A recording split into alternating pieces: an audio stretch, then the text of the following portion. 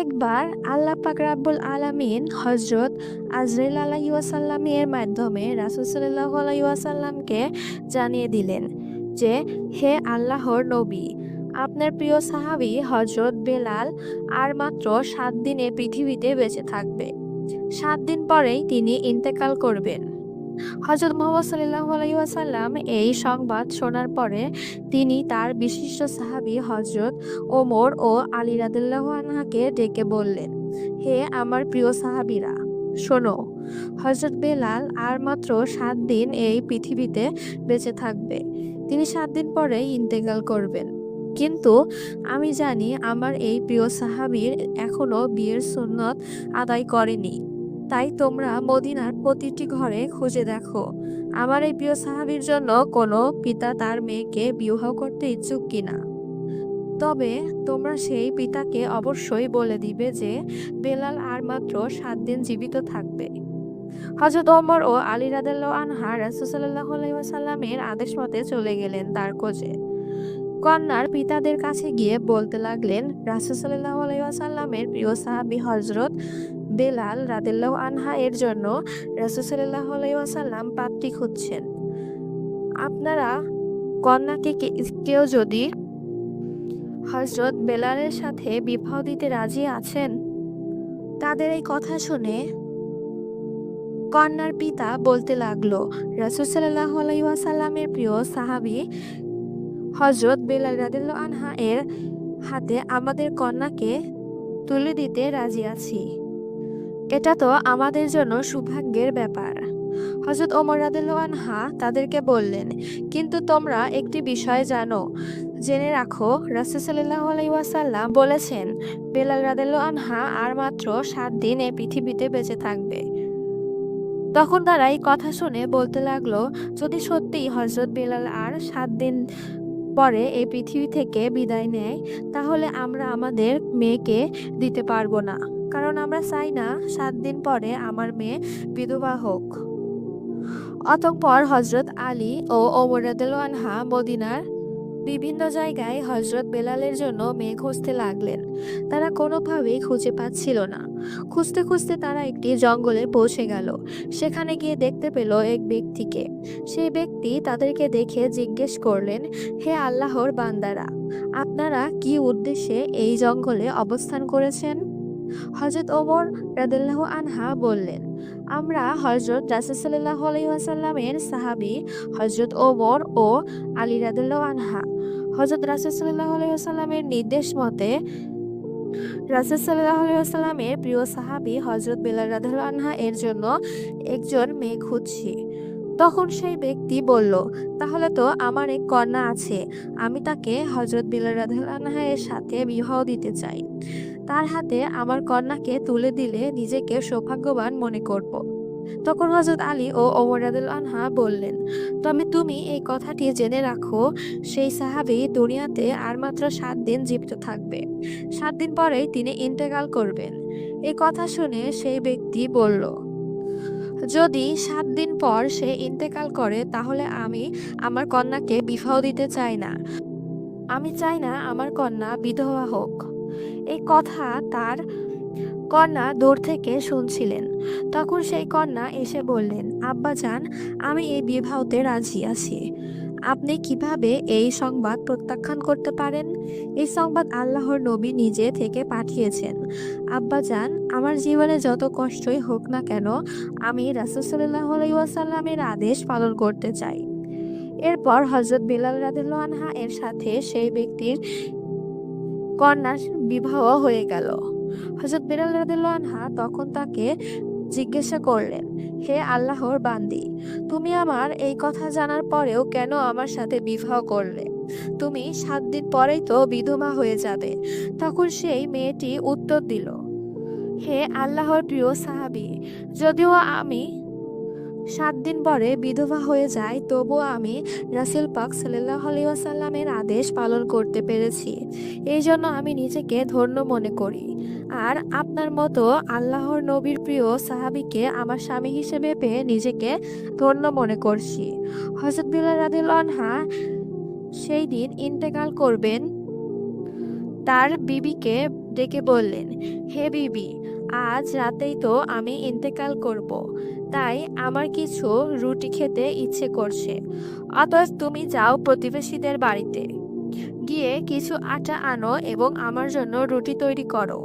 তখন বিবি তার কথা মতো 7টি রুটি তৈরি করলেন এবং তার সামনে পরিবেশন করলেন। এমন সময় একজন ভিক্ষুক এসে দরজার সামনে ডাকতে লাগলো।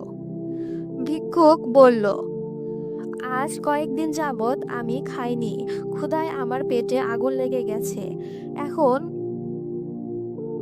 আমাকে কিছু খাবার দাও।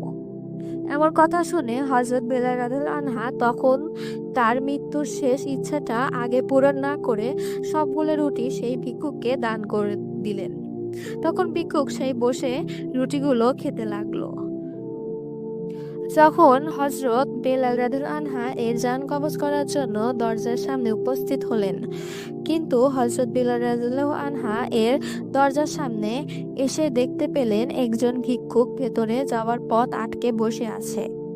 তখন হযরত আজরাইল আলাইহিস সালাম সেই ফকিরকে লক্ষ্য করে বললেন, হে ফকির, তুমি এখানে পথ আটকে বসে আছো কেন? আমাকে ঘরে প্রবেশ করতে দাও, আমি হযরত বেলাল এর জান কবজ করতে এসেছি। সেই ফকিরটি হযরত আজরাইল আলাইহিস সালামকে বললেন, হে আজরাইল, তুমি কি দেখতে পাচ্ছ না আমি এখানে বসে খানা খাচ্ছি? তখন হযরত আজরাইল আলাইহিস সালাম দেখতে পেলেন ফকির কোনোভাবেই তার পথ ছাড়ছে না।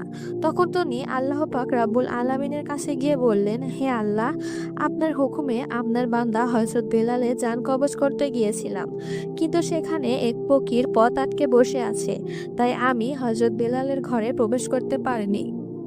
তখন আল্লাহ পাক রাব্বুল আলামিন বললেন, হে আজরাইল, আমার সেই বান্দা হযরত বেলাল রাদিয়াল্লাহু আনহা এর ঘরের সামনে বসে আছে, সে আমার অত্যন্ত প্রিয়, সে আমার অত্যন্ত ভালোবাসার পাত্র। তাই এখন তুমি তার সাথে কোনো বেয়াদবি না করে এখন তুমি গিয়ে আদবের সাথে জিজ্ঞাসা করবে, যদি তার কোনো দাবি থাকে তাহলে তার দাবি পূরণ করবে, তারপরে হযরত বেলালের জান কবজ করে নিয়ে আসবে। আল্লাহ পাক রাব্বুল আলামিনের এমন নির্দেশ মতে সে আবারও হযরত বেলাল রাদিয়াল্লাহু আনহা এর দরজার সামনে আসলেন। তখনও তিনি একই দৃশ্য দেখতে পেল। তখন আজরাইল আলাইহিস সালাম বললেন, তুমি বেলালের দরজা থেকে সরে যাওয়ার জন্য কি চাও? আল্লাহ বলেছেন, তুমি যা চাইবে আল্লাহ পাক রাব্বুল আলামিন তোমাকে তাই দান করবেন। তখন সেই ফকির বলল, বেলাল আমাকে 7টি রুটি দান করেছে, আর আল্লাহ বলেছেন যে ব্যক্তি দান করবে তার বিনিময়ে আল্লাহ 10 গুণ দান বৃদ্ধি করে দেবেন। আমি চাই বেলালের 7টি রুটির কারণে তার হায়াত 7 বছর পর্যন্ত বৃদ্ধি করে দিক।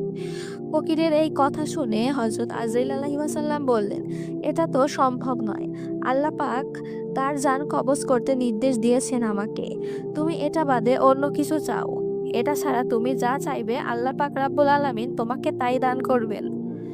তখন সেই ফকির বলল, এছাড়া আমি কিছু চাই না, দুনিয়ার কোনো ধন সম্পদের আমার কোনো চাহিদা নেই, আমি চাই হযরত বেলালের 70 বছর পর্যন্ত হায়াত বৃদ্ধি করে দিক। তখন হযরত আজরাইল আলাইহিস সালাম বললেন, তোমার এই দাবি আমি কোনোভাবেই পালন করতে পারবো না, আমাকে আল্লাহ পাক রাব্বুল আলামিন জান কবজ করতে নির্দেশ দিয়েছেন, অতএব বেলালের জান কবজ করে নিয়ে যেতেই হবে। ফকির বলল, হে আজরাইল, আল্লাহ তাআলা পারেন না এমন কোনো কাজ নেই। আল্লাহ পাক রাব্বুল আলামিন যদি বেলালের হায়াত বৃদ্ধি না করে দেন, তাহলে আমি 70 বছর পর্যন্ত বসে এই রুটি এখানে বসেই ভক্ষণ করব। আর এভাবে তুমি বেলালের ঘরে প্রবেশ করতে পারবে না, জানও কবজ করতে পারবে না। ঠিক সেই সময় আল্লাহ পাক রাব্বুল আলামিন বললেন, হে আজরাইল, আমার প্রিয় বান্দা ওয়েস কুরআনিকে একটি দাবি করেছে, আর আমি সেই দাবি পূরণ করব না, তা কি অসম্ভব? হে আজরাইল, তুমি ফিরে আসো, আমি আমার প্রিয় বান্দা হযরত ওয়েস কুরআনির দাবি মঞ্জুর করলাম। আমি হযরত বেলালের হায়াত 70 বছর পর্যন্ত বৃদ্ধি করে দিলাম।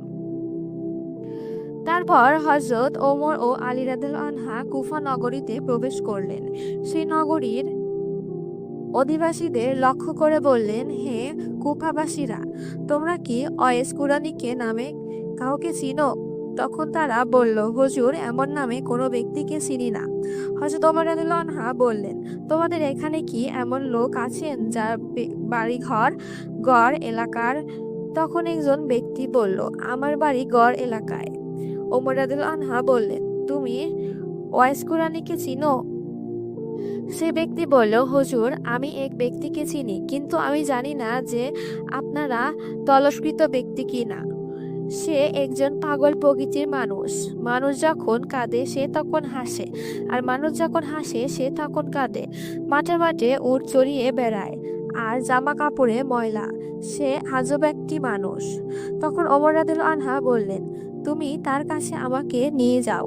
আমরা এমন ব্যক্তিকেই খুঁজছি, কারণ আল্লাহর নবী তার সকল নিদর্শন আমাদের কাছে বলে দিয়েছেন। তুমি যা বলছো আল্লাহ পাক রাব্বুল আলামিনও তাই বলেছিলেন। অতএব তুমি আমাদেরকে সেই ব্যক্তির কাছে নিয়ে চলো। তখন সে নিয়ে গেল। তখন কিছু পথ অতিক্রম করার পর এক জঙ্গলে দেখতে পেলেন সেই ব্যক্তি গাছের নিচে নামাজ আদায় করছে। তখন সেই লোকটি নামাজ শেষ করে ওমর রাদিয়াল্লাহু আনহুকে সালাম দিলেন। তখন সালামের উত্তর নিয়ে বললেন, আপনারা কি উদ্দেশ্যে আমার কাছে এসেছেন? ওমর রাদিয়াল্লাহু আনহু বললেন, আমরা আল্লাহর নবীর সাহাবী হযরত ওমর ও আলী রাদিয়াল্লাহু আনহু। আমরা একজন আল্লাহর প্রিয় বান্দার উদ্দেশ্যে এখানে এসেছি।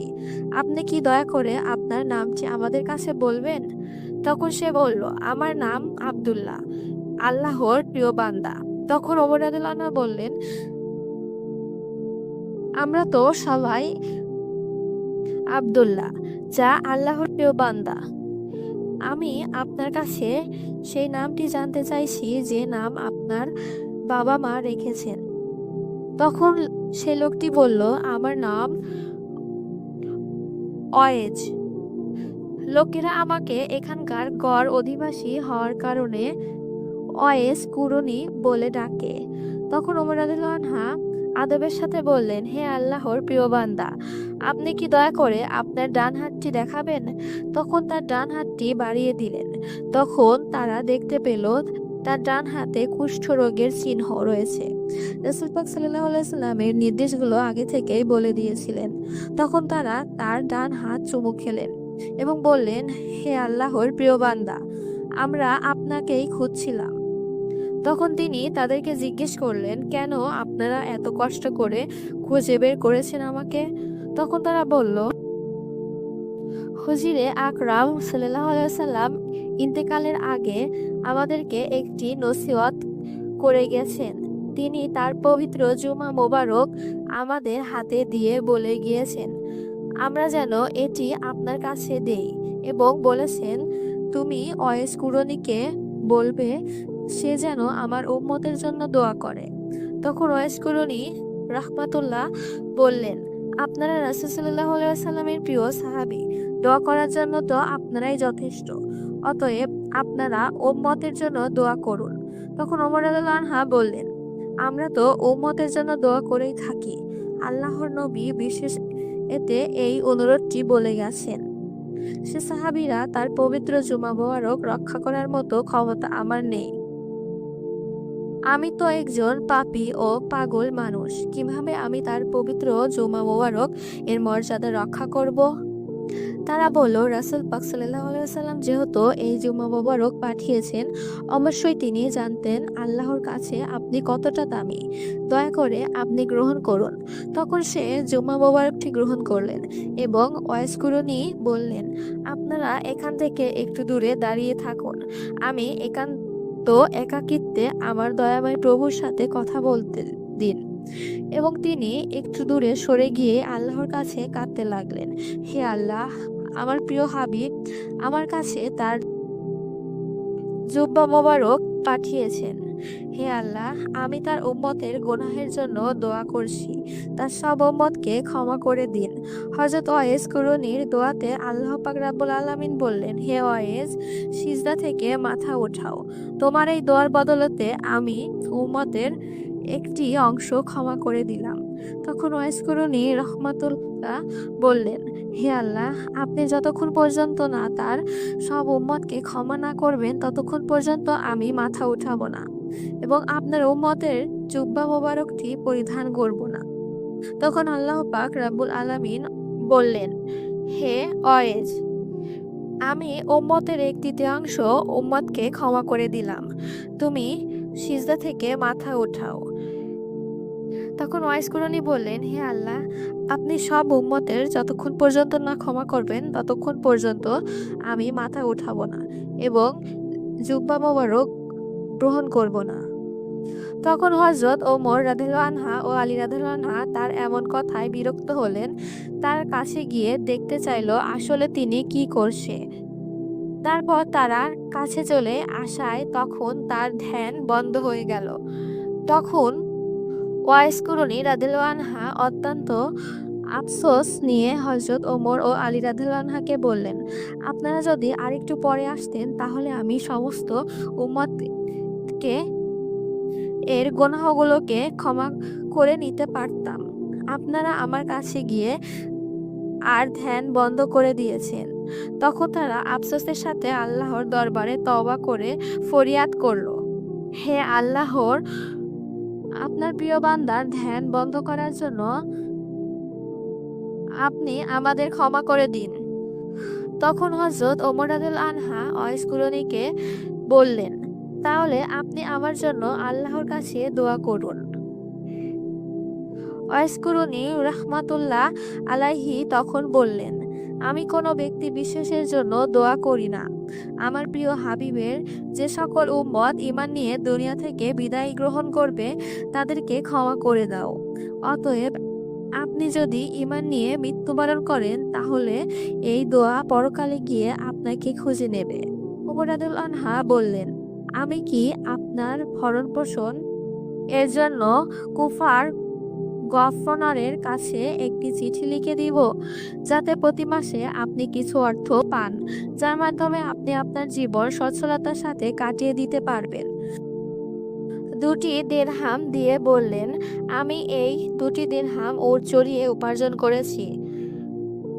আপনি আমাকে কি নিশ্চয়তা দিতে পারবেন যে এই 2 দিরহাম আমি খরচ করার জন্য জীবিত থাকতে পারবো? আর যদি আপনি আমার বেঁচে থাকার নিশ্চয়তা দিতে পারেন তাহলে নজরানার কোনো প্রয়োজন নেই। হযরত ওমর রাদিয়াল্লাহু আনহা তখন তার কথা শুনে বলতে লাগলেন, হে আল্লাহর বান্দা, এই পৃথিবীতে কে কার মৃত্যু গ্যারান্টি দিতে পারে? আফসোস, আমরা দুনিয়ায় নিয়ে কতটা ব্যস্ত আছি। আপনার মতো আল্লাহর প্রিয় বান্দা এই দুনিয়াতে আছে বলেই আমরা হালাল রিজিক ও পানি পাচ্ছি। যদি এই দুনিয়াতে আপনার মতো মানুষ না থাকতো তাহলে হয়তো আল্লাহ এক ফোঁটা পানিও দান করতেন না। তখন ওয়াইস কুরনি বললেন, এখন আমাকে বিদায় দিন, আমি লোকচক্ষুর আড়ালেই থাকতে পছন্দ করি। তখন হযরত ওমর রাদিয়াল্লাহু আনহা বললেন, যদি কোনো কিছুর প্রয়োজন হয় তাহলে আপনি আমাকে জানাবেন।